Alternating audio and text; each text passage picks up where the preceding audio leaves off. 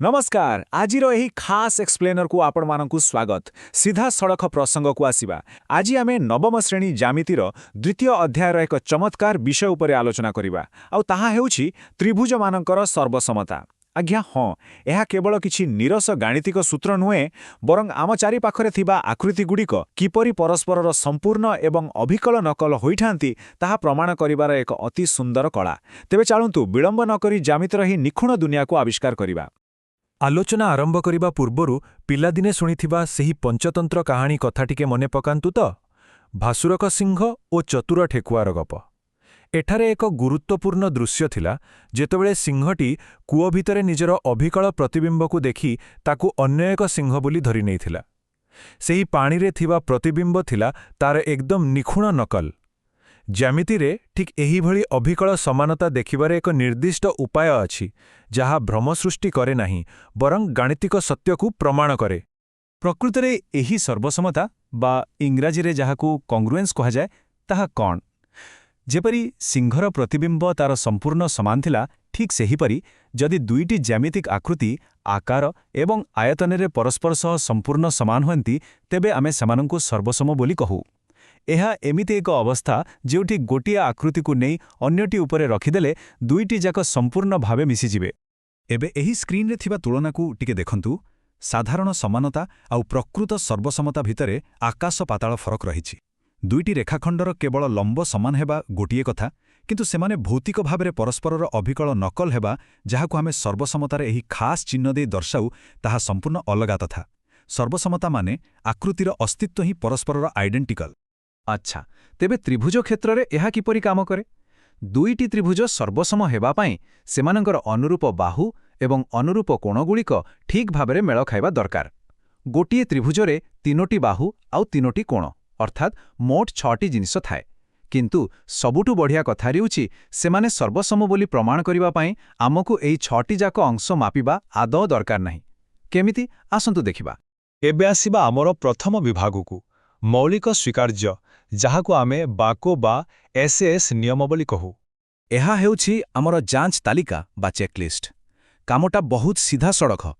गोटिए त्रिभुजर प्रथम बाहुकु अन्यर अनुरूप बाहु सह मेल करांतु तापरे सेमानक मझिरे थिबा अंतर्गत कोणकु अन्यर कोण सह देखंतु एवं शेषरे द्वितीय बाहुकु। बस जदि एही तीनोटी जिनिस मिलिगला तेबे त्रिभुज दुईटी निश्चित भावे सर्वसम हेबे। आमकु आउ अधिक किछि खोजिबार आवश्यकता ही नाही। आउ एही बाको वा नियम प्रकृतरे केत्ते शक्तिशाली ताहा एही उपपाद्य 11 रु बेस भल भावरे बुझिएब। एहा प्रमाण करे जे गोटिए समद्विबाहु त्रिभुजरे अर्थात जेउठी दुईटी बाहु समान थांती सेठारे सेही बाहुमानंकर सम्मुखीन बा विपरीत कोण दुईटी मध्य आपे आपे समान होई जांती। गोटिए आकृति भितरे थिबा एही आभ्यंतरीण संतुलन सतरे चमत्कार नुहे कि? एबे आगुकु बढ़िबा एवं प्रमाणर विस्तार आड़कु नजर पकाइबा जेउठी आमे देखिबा को बा को एवं को बा नियम। ए टेबल को टिके ध्यान देई देखंतु।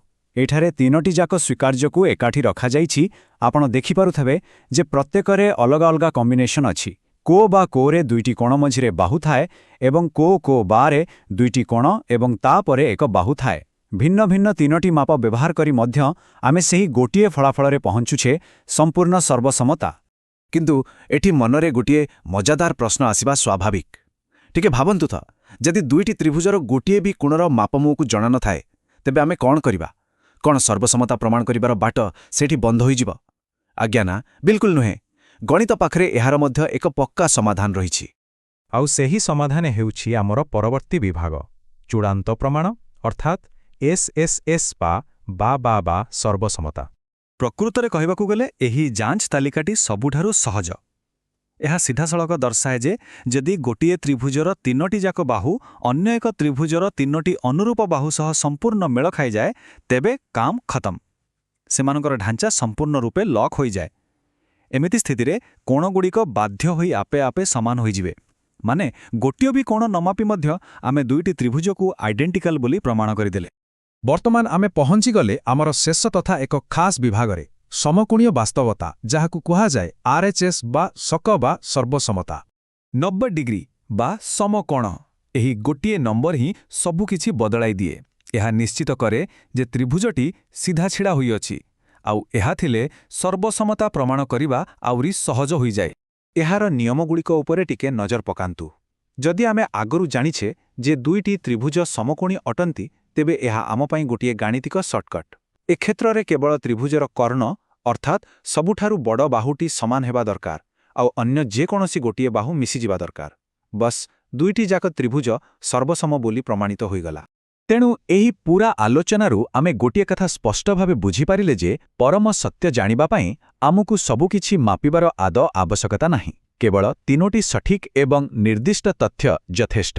ଏହି ସର୍ବନିମ୍ନ ତଥ୍ୟ ହିଁ ସମ୍ପୂର୍ଣ୍ଣ ଆକୃତିର ପ୍ରତିବିମ୍ବକୁ ଦର୍ଶାଇଦିଏ। ଜ୍ୟାମିତିର ଏହି ଦକ୍ଷତା ଏବଂ ଶୃଙ୍ଖଳା ସତରେ ବହୁତ ଚମତ୍କାର। ଶେଷରେ ଯିବା ପୂର୍ବରୁ ଗୋଟିଏ କଥା, ଯଦି ଜ୍ୟାମିତି ପରି ବିଷୟରେ ଏତେ ସାମାନ୍ୟ କିନ୍ତୁ ସଠିକ୍ ତଥ୍ୟ ଆମକୁ ଏତେ ବଡ଼ ସତ୍ୟର ପରିଚୟ ଦେଇପାରେ, ତବେ ଟିକେ ଭାବନ୍ତୁ ତ, ଆମ ଆଖପାଖରେ ଏବଂ ଏହି ବ୍ରହ୍ମାଣ୍ଡରେ ଏମିତି ଆହୁରି କେତେ ଜଟିଳ ରହସ୍ୟ ଥିବ, ଯାହାକୁ କେବଳ ଏହିଭଳି ସଠିକ୍ ନମୁନା ବା ପ୍ରତିବିମ୍ବ ଖୋଜି ସମାଧାନ କରିହେବ। ଏହି ଚିନ୍ତାଧାରା ସହିତ ଆଜିର ଏହି ଏକ୍ସପ୍ଲେନରକୁ ଏଠାରେ ହିଁ ଶେଷ କରିବା। ଆପଣଙ୍କ ସମୟ ପାଇଁ ଅନେକ ଅନେକ ଧନ୍ୟବାଦ।